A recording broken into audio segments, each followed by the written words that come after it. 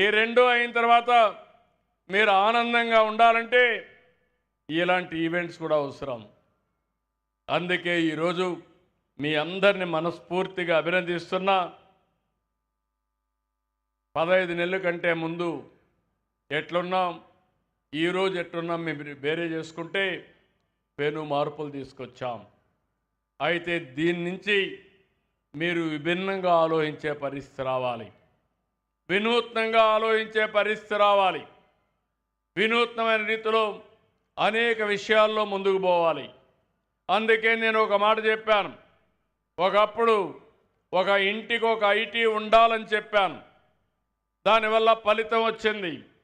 ఈరోజు నేను చెప్పేది ప్రతి ఒక్క ఇంట్లో ఒక ఆంట్రప్రెన్యూర్ తయారు కావాలి, ఒక పారిశ్రామికవేత్త తయారు కావాలి. అది అసాధ్యం కాదు. ఒక ఎంఎస్ఎంఈ ప్రతి ఒక్క ఇంట్లో పెట్టుకుని వ్యవసాయ ఆధారం కావచ్చు, మనకు ఉండే వనరుల ఆధారం కావచ్చు, మనం తయారు చేయగలిగితే అన్ని విధాలా బాగుపడతాం. అది జరగాలంటే కొంతమంది వినూత్నంగా ఆలోచించే పరిస్థితులు రావాలని నేను ఒకటే చెప్తున్నా. నా జీవితాశయం ఒకటే, ఎవరికి ఇవ్వని గౌరవం మీరు నాకు ఇచ్చారు. అన్ని ఎన్నికల్లో గెలిపించారు. నా మీద నమ్మకం పెట్టుకున్నారు.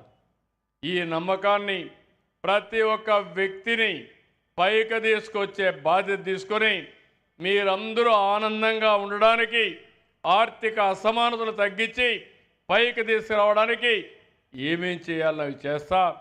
మీరు కూడా సహకరించమని మరొక్కసారి మిమ్మల్ని అందరినీ కోరుకుంటున్నా. ఈరోజు మీరు చేసే సహకారం చూస్తున్నాను. చిన్న పిల్లలు ఫస్ట్ క్లాస్ స్కూల్కి వెళ్తే తల్లికి 15,000 రూపాయలు తల్లికి వందనం కింద ఇస్తున్నాం. నేను ఒకే మాట చెప్పాను, ఎంతమంది పిల్లలుంటే అంతమంది పిల్లలకి ఇస్తామని. 6 మంది పిల్లలుండే తల్లికి 1,05,000 రూపాయలు వాళ్ళ అకౌంట్లో వేసామంటే అది ఈ ప్రభుత్వం మీ పట్లుండే అభిమానం అని చెప్పి మీకు తెలియజేస్తున్నా.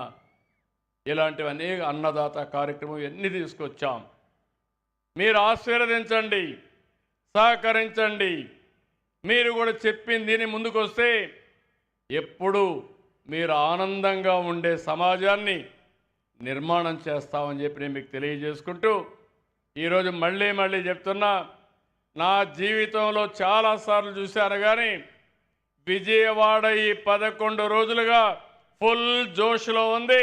చాలా ఆనందంగా ఉన్నారు.